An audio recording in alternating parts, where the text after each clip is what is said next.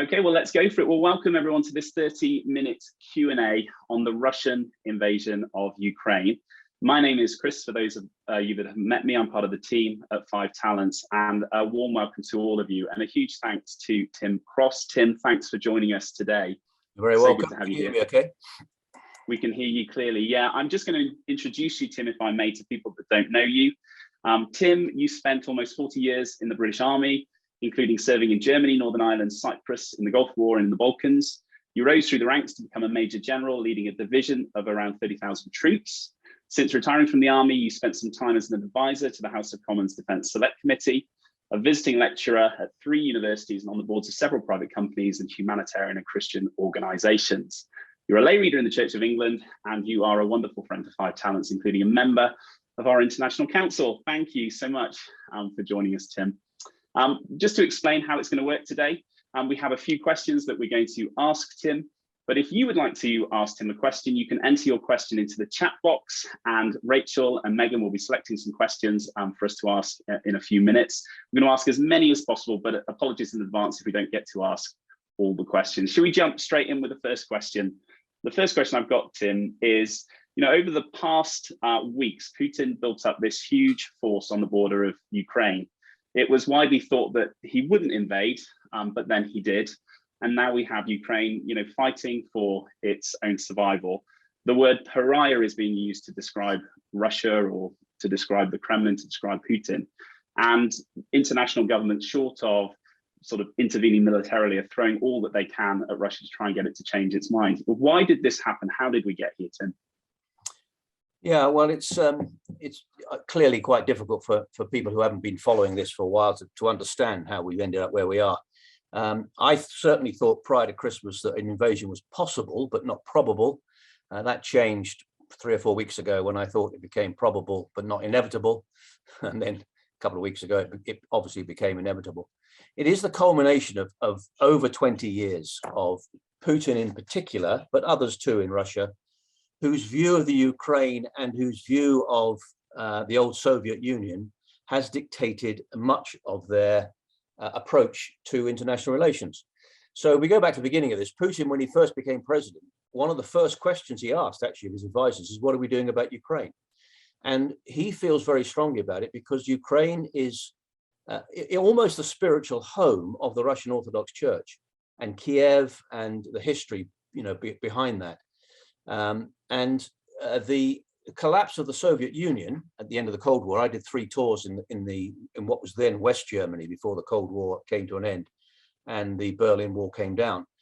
Putin and others genuinely believe that the collapse of the Soviet Union was the biggest tragedy for the Soviet Union and for Russia of the 20th century, which is extraordinary when you think about it, because clearly World War II, World War I, the revolution and all the rest of it, but nonetheless, that's how they see it. And they see it partly because, and I don't, act as an apologist for Russia, but they see it partly because they've been invaded by the West on more than one occasion. Napoleon, Hitler, First World War.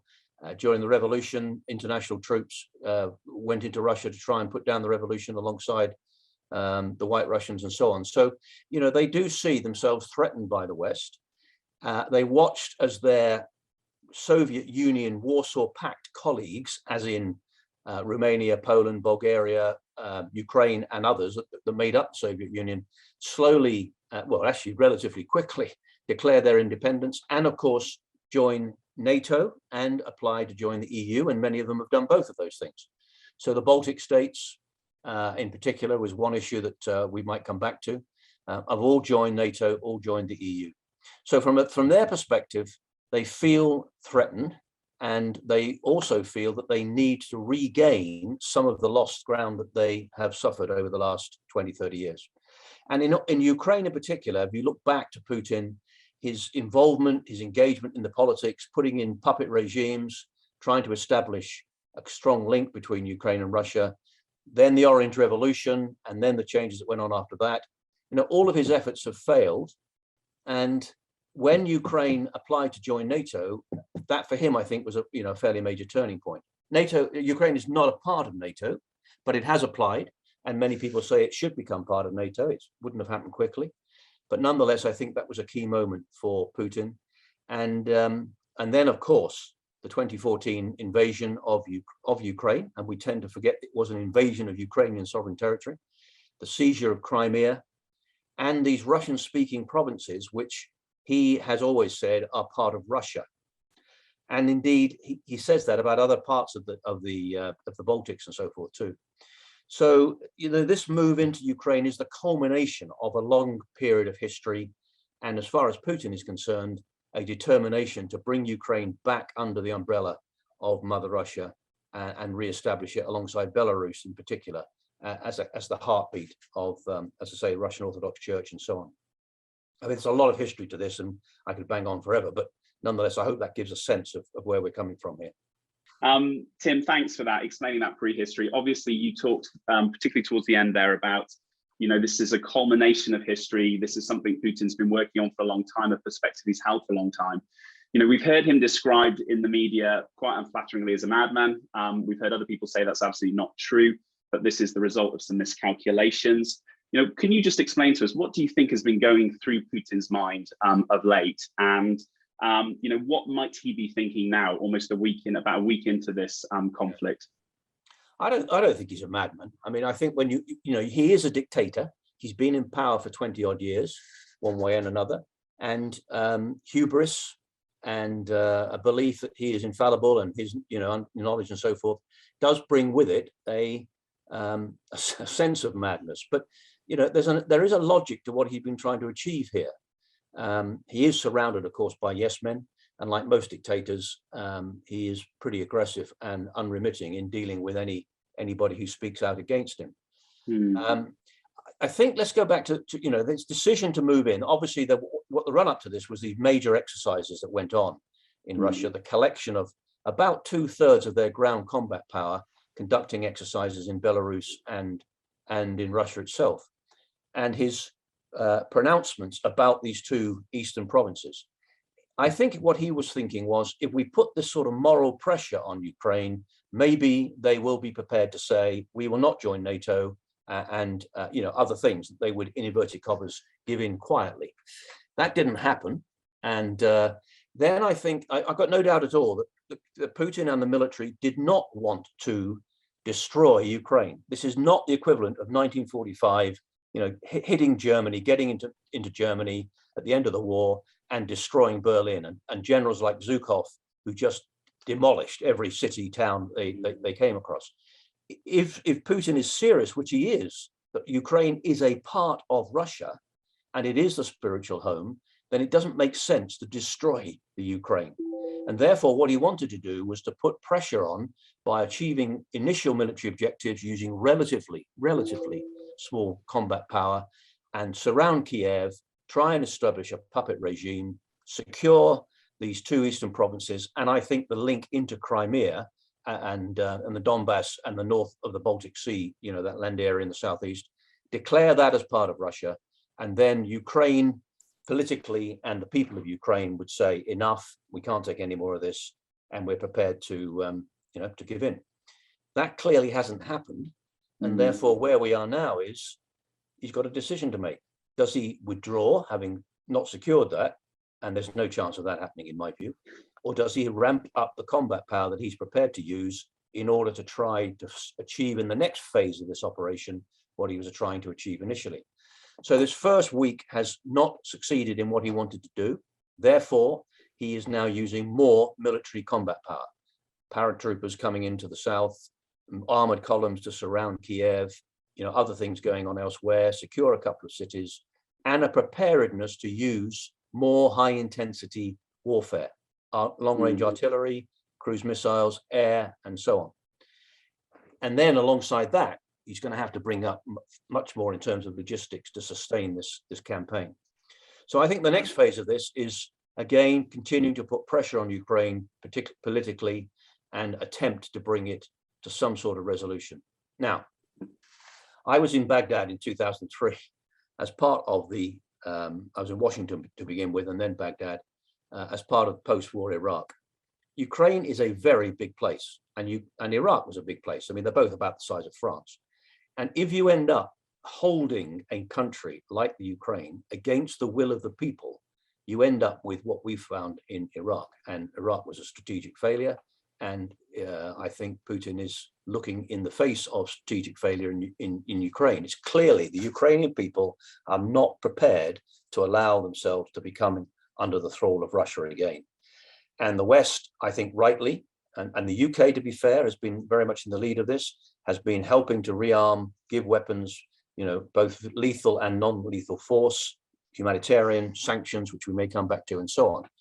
So I'm not convinced that even in the next week or two, if he ramps up the combat power he's going to use, that he's going to achieve his intent. And that what we'll end up with is Russia will, in my view, succeed in securing Ukraine. It will not be easy, and the Ukrainians will fight, but nonetheless, they cannot hold out against the might of the Russian air and high intensity capabilities and their doctrine and so on. But then, they're not going to, they do not want to end up by fighting their way through the cities. What we call the British Army fibula, fighting in built-up areas, soaks up manpower. You have huge numbers of casualties, and it is really difficult to hold on to cities. And the Ukrainians are not going to meet them in open engagement battles on the open plains, I think. So, he's going to end up in trouble. Now, anything is possible, and I may be wrong, but that's my instinct in terms of, where we are and probably where we're going to get to in the next week or two. Thanks, Tim. Just picking up on one of the points you made, very interesting. One of the points you made there about Ukraine being a very big place. Do you think, we don't hear a lot in the media at the moment, a lot of the media is focused, you mentioned this earlier, on personal stories, on personal circumstances. And it's actually hard to really understand how the Ukrainian army is faring in this. The Ukraine has a big army. Do you think that Ukraine's army is sort of standing its ground as you would have expected, or is it doing better perhaps than might have been expected? Can you comment at all on that? Yeah, well, I don't know, 8-10 years ago, the Ukrainian military was not particularly strong, which is why they didn't and weren't able to do anything about the 2014 invasion of Crimea. They have improved. They have been given support, weapons and so forth from the West, and been training. We had British soldiers in there training Ukrainians in the use of anti-tank weapons and other things too. So they are far better than they were, but they're not capable of holding out against the might of the Russian army if the Russian army throw everything into this game. What is key to this is, let me just explain something. When you watch an army go to war and ask yourself, are they going to win? In progress. You would normally talk about their stuff, how much they're recording in progress. Normally, we talk about this in the British Army as a concept of delivering fighting power, the ability to win on a battlefield, if you like, the fighting power. And that consists of three bits: the stuff, the tanks, the aeroplanes, the helicopters, the ability to sustain the fight. And that is called the physical component of fighting power. And the Russians have got a big physical component, and the Ukrainians do not have the same. They don't have the equivalents. The next component is called the conceptual component of fighting power. Okay, you've got all this stuff. Do you know how to use it? Can you use it well? So in the Gulf War in 1991, which I was involved with, the Iraqis had shed loads of stuff. They had a huge physical component, but they tried to fight a campaign like a First World War battle, which is what they've been fighting with the Iranians previously. And the bottom line was we walked all over them very, very quickly. Shock and awe campaign and all of that. So the Russians have got good doctrine. They have got good conceptual thinking. The Ukrainians less so, but they're not having to engage in open warfare, as I said earlier. They're defending and they're striking back in different ways. So the Russians on those 2 points are, tick the boxes better than the Ukrainians. The third component of fighting power is called the moral component of fighting power. It's the story of David versus Goliath, if you like. The moral component is about the will to fight and die on the battlefield, the leadership, the cause you're fighting for, and so on. I could bang on about it for a while, but we call it the moral component of fighting power. Now, it's not new. Napoleon said the moral is to the physical as 3 is to 1. In other words, it's 3 times as important to have this strong moral component. And it's undoubtedly the case that the Ukrainians tick that box far, far bigger than the Russians. I mean, there are stories of Russian soldiers refusing to come into the fight, leaving, reservists not realizing they're at war, actually. Some of them thinking they're on training exercises, continuation of the exercises previously. Their sustainment, their logistics is not good. They're running short of all sorts of stuff. So that moral component piece is very, well, relatively weak in the Russian military. We must be careful not to overplay these things. But that's where the Ukrainians have the advantage. And therefore their ability to hold firm and stand firm and then conduct some sort of counterinsurgency campaign, I think, is very strong. And Right. and the Russians will find that very difficult to defeat. I mean, in Iraq in 2003, the Americans went in with about 150,000 troops, about the size of the Russian commitment to this. And we went in with about 50,000. The American plan, or the post-war plan, was that we would reduce that to about 50 or 60,000 UK, US, and other coalition players. To hold a country the size of Iraq or Ukraine with anything less than probably 200,000 to 300,000 ground troops is very, very difficult. And I'm not convinced the Russians have got those numbers or the commitment over the next years. I mean, this will not be over in a couple of months. This will go on for years. Right. Thanks, Tim. Thanks. It's interesting to hear that. And obviously, beyond the horror of what is happening, I think so many of us have been impacted by the courage and the determination that we're seeing within the Ukrainian army and indeed within the Ukrainian civilian population as well. And the president, the president has done a very good job. That's the leadership piece. The Ukrainian soldiers fighting this on the ground know that he's in Kiev behind them. He hasn't abandoned ship. He hasn't left them. He's made it quite clear he's not going to. So, that gives them a strength of resolve as well. Yes, all of that adds to the moral piece that you're talking about. What, for the Ukrainian army right now, you yourself have served in battle arenas, in battle situations. What would it be like right now for the Ukrainian army as they come up against the Russian army, and particularly in terms of how they would evolve their battle plan to the advance of the Russians? Will they have a pre-formed battle plan here? Will it be evolving daily? Will it be evolving hourly? Well, it'll be evolving. I mean, first of all, excuse my French, it's bloody scary. I mean, war is a dangerous place. And a lot of the emotional stuff coming out of the media is not very helpful in the sense of, well, all sorts of ways. I mean, it is a very dangerous place, and people are putting their lives at stake. And so people are frightened. So holding that together is leadership. It's part of that moral component piece. They will not want to take on force, a lot of armored attacks and so forth. They will want to take on the thin-skinned logistic vehicles, fuel tankers. They'll want to disrupt the lines of communication. They'll want to separate out and isolate the Russian forces as best they can.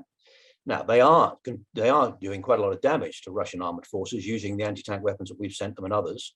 And there are various comments about how many vehicles they've destroyed, but they have not, as I said earlier, faced the might of the Russian armor, putting in a determined frontal armored attack. So they shouldn't engage in that sort of thing. They should engage in flanking attacks, guerrilla tactics, attacking lines of communication, and so on, using their drones to identify targets. They're not strong in the air. I mean, I'm surprised that the Russians haven't got air supremacy, not just air superiority. And I won't go into the distinctions between the two, but the Russians should dominate the airspace. And in any campaign, that's a really crucial issue. I mean, I've done a number of deployments, always under air supremacy, and it makes an awful lot of difference to your ability to move around and do things. So the Ukrainians won't have that, and so it will be difficult. They will have to shelter in the cities, shelter in the cellars, and so forth. Subsequently, when all of the the major fighting is going on, but again, they can do a lot of damage. I mean, and again, they will hit the Russians where it hurts. And when the body bags start going home and the Russian mothers start kicking up, Putin can find the pressure building. Thanks, Tim. Just picking up on that one point there, you talked about air supremacy, superiority. Without getting into the detail, I've heard about that in the media as well. Why is that? Why do you think Russia hasn't established that as part of this fight? Because it seems like they have their own troops operating in spaces where they don't have air cover themselves.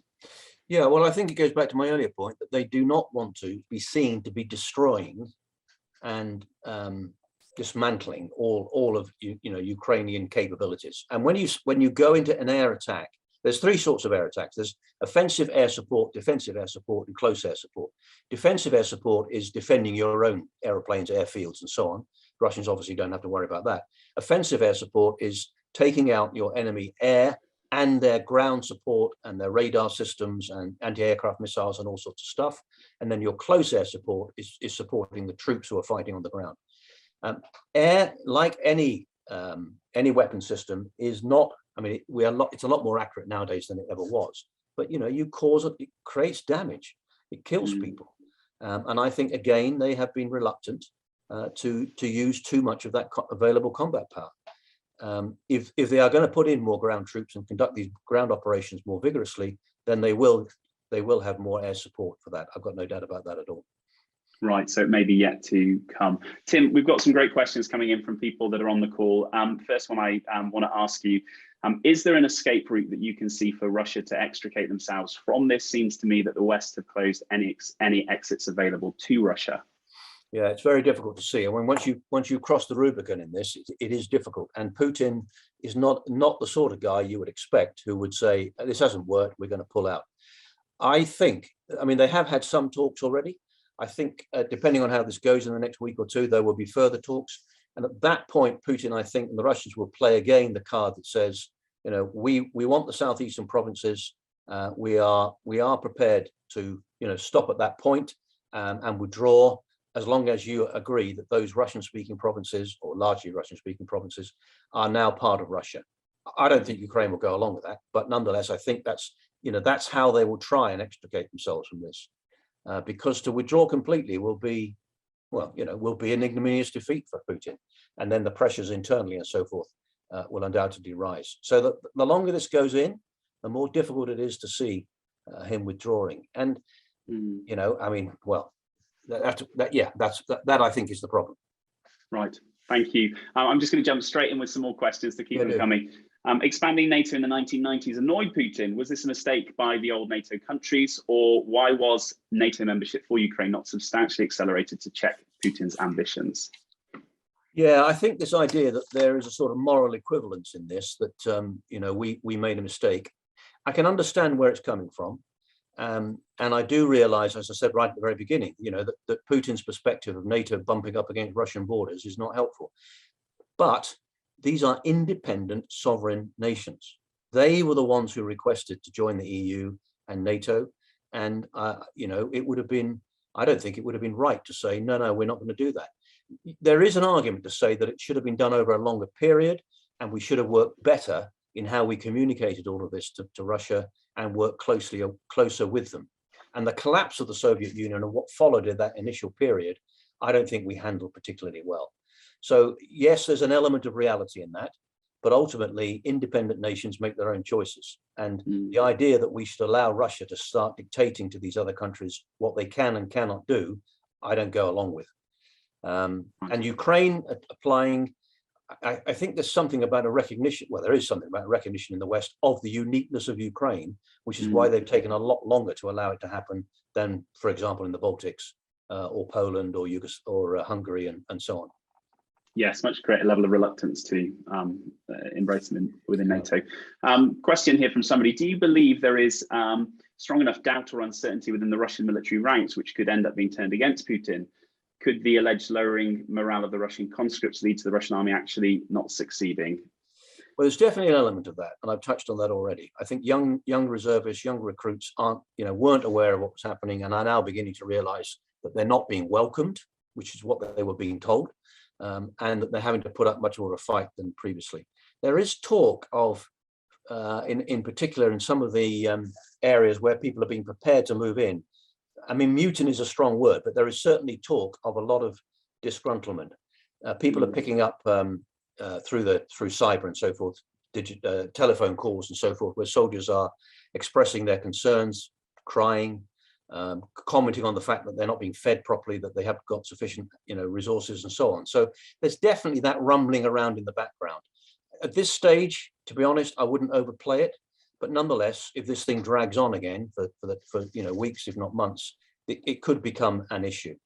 Right. But don't underestimate the ruthlessness of the Russian system. They will not allow a few unhappy people, unhappy soldiers to sway the balance, at least initially. Right. Thanks, Tim. Somebody asking a question here about the 40-kilometer long convoy of Russian vehicles heading towards Kiev. which seems quite formidable. They're asking, could they not sort of blow the roads up to delay them? What do the Ukrainians have at their disposal to deal with this, or do you think they're waiting for them to arise so they can sort of draw them into urban combat? Well, there's a bit of the latter, but no, they will. There will be, and they are bringing down bridges, creating anti-tank obstacles, and trying to funnel them and channel them into what we will call killing areas for tanks and so on. What they have got drones, and so they are able to identify, what's going on, and this convoy is very vulnerable to attack. But what the Ukrainians don't have is the air power or the long-range artillery and so forth to enable them to engage with it. So, in a sense, what they're having to do is wait to see what this column does. And as I said earlier, I think it will surround the capital rather than try and move through the center of it. I mean, there may be elements of the latter as well, but so the Ukrainians, I think, will be trying to disrupt the communications, break up the momentum, force them into channel them into areas and so forth. But they haven't got the combat power to take them on directly. Okay. Last question from me, Tim. We're almost out of time, and just again, we've had lots and lots of questions. Apologies if we didn't get to your question. But the last question from me is, it's from somebody on the call, relates to the threats or the reminder that Putin issued around the nuclear arsenal that Russia has. How concerned should we be about that, do you think? Well, I think the language in translation has been, picked up, not probably correctly from the media and so forth, but there's no doubt that Russia sees nuclear weapons very differently in their doctrine, the conceptual component I was talking about earlier, differently to us. In the old mutual assured destruction days of the Cold War, strategic nuclear deterrence, it was quite clear that you had an escalation ladder. You fought conventionally. If that wasn't working, you were prepared, in inverted commas, to go nuclear, to use tactical nuclear weapons on a battlefield, and then you would escalate into strategic nuclear exchange, mutually assured destruction, MAD by acronym, and some people would certainly argue MAD by nature. Our doctrine has changed over time, but Russia's hasn't. They still talk about the use of battlefield nuclear weapons, launched from 203mm guns to rockets and to missiles, and a preparedness to use them on that battlefield. Now, would they actually use them? I'm not convinced that they would. If things are really going badly wrong and Putin looks like he was going to fall out of power, anything is possible. But I don't think that nuclear option is realistically, at the moment. Let me just add one other thing, if I may, for everybody listening. We, the West, yes, we've been part of this problem in inverted commas, but I think we must be clear that, sovereign states, liberal democracy, freedom, and all that stuff is worth all that's going on. But we are going to have to be prepared to run these sanctions for years and not just in 6 months' time allow them to fall away. And I say that in the context particularly of places like Germany and the energy crisis and the gas supplies and the inflation that's going to flow from this and so on. This is going to have an effect on all of us. And we collectively need to recognize the reality of that. And I think the media are going to put a lot of pressure on politicians in 6, 9 months, 12 months time, which we collectively need to say, hang fire. We're going to have to run with this for quite a long time. Yes. So yeah, there we go. Okay. Thank you, Tim. Thank you so much for your perspectives and your thoughts. I know that you've got to get off for a media interview. I'm going to say thank you one more time, but also hand over to Rachel, who wants to finish us up here. Just to echo our huge thanks to you, Tim, for that analysis and your wisdom and insights, really, really helpful to us all. But I also wanted to thank the audience for joining us today. Very much hope you have, if not enjoyed it, learned a lot. I'm not sure enjoyment is the right phrase to use. And we would love to join you again for future events. We'd love you to join us for future events. So please do sign up to our mailing list. I think Megan's going to put the link in the chat box now. I should add, however, that this has not been a typical Five Talents event. Usually we focus on the regions of the world where we work, where our programs are, which we're conscious often get much less global attention and analysis. So our next public event, for example, will be in April, where our colleagues from Rwanda will be helping us to understand the origins and consequences of the genocide there, as well as the ways in which savings groups, our area of expertise, can build community cohesion. So all welcome to that too. We'd love you to join us. Do sign up to our mailing list if you'd like to receive our future event invitations. But for now, thank you so much to Tim again and to all of you for joining us, and we wish you a good rest of your day.